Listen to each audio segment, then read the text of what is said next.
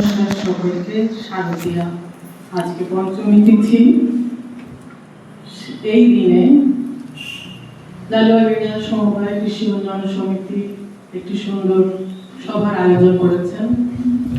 তাই উপস্থিত সমস্ত ব্যক্তিবর্গ যারা এখানে উপস্থিত হয়েছেন প্রত্যেকেই স্ব ক্ষেত্রে স্বমহিমায় উজ্জ্বল। তারা আমাদের মধ্যে আছেন। সংক্ষিপ্ত বক্তব্য রাখতে বলা হয়নি অবশ্য, কিন্তু আমি বুঝতে পারছি সংক্ষিপ্ত রাখলে ভালো হয়।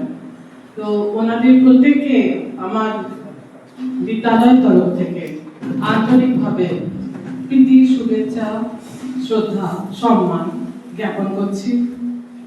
সামনে রয়েছে আমার প্রিয় ছাত্রছাত্রীরা, যারা দেশের ভবিষ্যৎ গড়তে চলেছে, সমাজকে উন্নয়নের পথে নিয়ে যেতে চাইছে।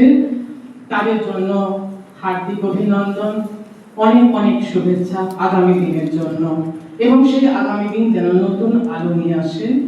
তাই আজকে এই পঞ্চমী তিথিকে স্মরণ করার জন্য আমি একটি গান গাইব, কিছুটা লাইন গাইব, তারপর আমার বক্তব্যে যাব।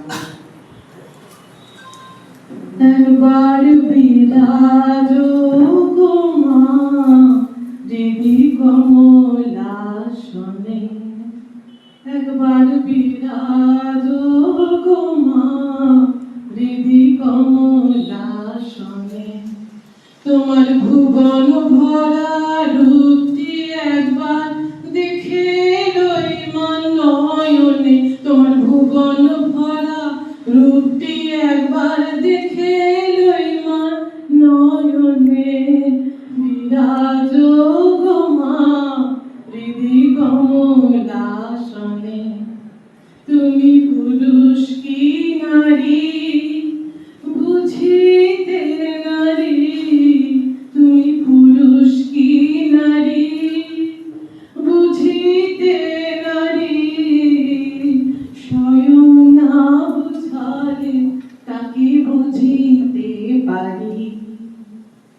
পুরুষ কি নারী কোনো ভেদ বর্তমান সমাজ আর দেখছে না, দেখতে চাইছে না, এবং যে অসাম্য ছিল আগে নারী পুরুষের সম্পর্কে, সেই অসাম্যকে আমাদের বর্তমান সরকার একেবারেই মুছে দিতে চাইছেন। এই জন্য মেয়েদের শিক্ষায়, মেয়েদের স্বাস্থ্যে, মেয়েদের সর্বক্ষেত্রে উন্নতির জন্য একটি দিচ্ছেন, যার ইন্টারেস্ট হিসেবে আজকে মেয়েরা অনেক রকমের সুবিধা পাচ্ছে, যা তাদের আর্থিক উন্নয়নের ক্ষেত্রে একটা বিশাল জায়গায় নিয়ে যেতে চলেছে। অর্ধেক আকাশ নয়, প্রায় পুরো আকাশটাই মেয়েরা দখল করতে চলেছে। নারীর ক্ষমতা অত্যন্ত জরুরি। এই দেবী পক্ষে আমি এটা বলছি, কারণ দেবী আমরা দেখি তিনি দশভুজা। আজকে মেয়েরা সংসারে সমাজের অন্যান্য ক্ষেত্রেও তারা স্বমহিমায় উজ্জ্বল রয়েছে। তাদের কাজে, তাদের দায়িত্বে কোনো ঘাটতি তারা রাখছে না। আমার যারা ছোট ছোট ছাত্রীরা রয়েছে, আমার কন্যা সমতারা, তাদেরকে বলছি তোমরা এই লক্ষ্য নিয়ে এগিয়ে যাও। যে সারদামার কথা আজকে বলছি এই কারণে, কারণ মা অনেকদিন আগেই দৃষ্টান্ত স্থাপন করেছেন আধুনিকতা কাকে বলে। আধুনিকতা মানে এই নয় যে তোমরা স্বার্থপর হয়ে যাও, অন্যের স্বার্থে আঘাত না করে যতটা এগিয়ে যেতে পারো ততটাই তোমার যাওয়া। অন্যের স্বার্থে কখনোই আঘাত আনবে না। তাহলে এই নয় নিজের যেটা পাওনা, যেটা প্রাপ্য, সেখান থেকে তুমি বঞ্চিত হবে বা নিজেকে বঞ্চিত রাখবে, কখনো না।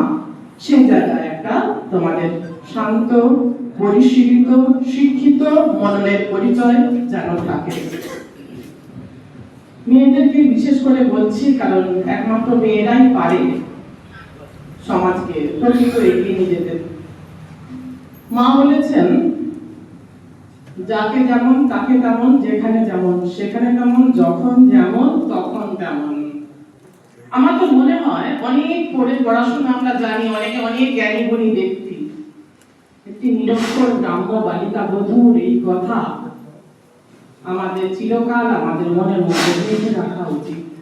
অনেক জ্ঞানের কথা হবে দরকার নেই, জাস্ট এইটুকু মনে রাখলেই আমার মেয়েরা আমার মায়েরা যারা আছেন এখানে প্রত্যেকেই তাদের লক্ষ্যে ঠিক এগিয়ে যেতে পারবেন।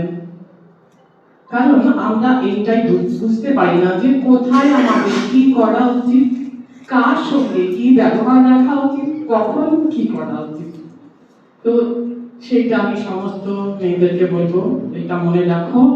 আর মায়ের এক অন্যতম সন্তান স্বামীজির কথা না বললেই নয়, তিনি বলেছিলেন মেয়েদেরকে শিক্ষা দিয়ে ছেড়ে দাও, বাকিটা তারা নিজেরাই করে নেবে।